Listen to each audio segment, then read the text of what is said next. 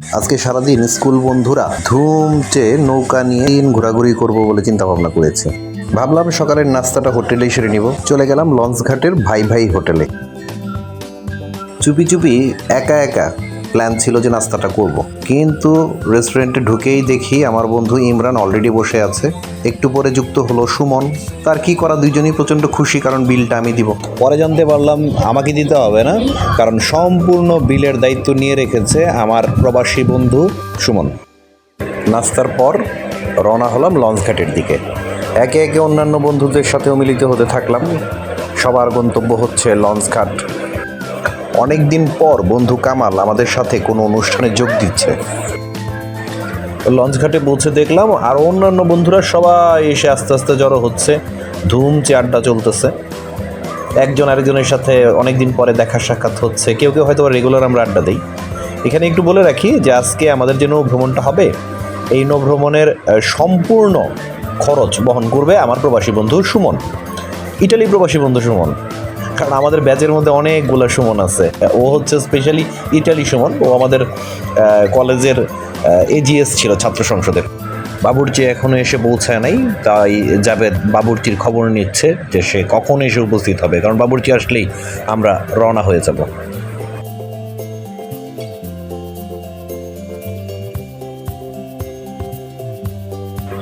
এবারই প্রথম আমাদের নৌ ভ্রমণ হচ্ছে লঞ্চ যোগে। একটা লঞ্চ রিজার্ভ করে নিয়েছি পুরো দিনের জন্য। পুরো দিন আমরা এই লঞ্চে ঘুরব। মেঘনা, তিতাস।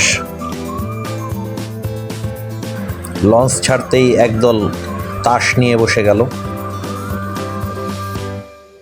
একদল বন্ধু কেবিনের মধ্যে বসে তুমুল রাজনৈতিক আলোচনা শুরু করলো। শুধু বন্ধু আনোয়ারই একা একা লঞ্চের একবারে মাথার মধ্যে নাচানাচি শুরু করে দিল। তার নাচানাচি দেখে অবশ্য অন্যান্য বন্ধুরা অত্যন্ত বিব্রত অবস্থায় দাঁড়াইয়াছিল। তারা বলতেছে এটার কোনো মানে আছে এভাবে নাচানাচির?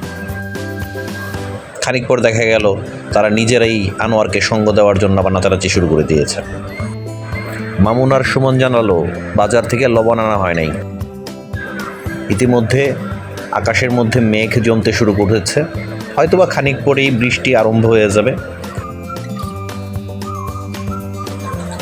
বৃষ্টি আরম্ভ হতেই রহমত তার পছন্দের কিছু বন্ধু বান্ধব নিয়ে মিলাদ পড়া শুরু করলো।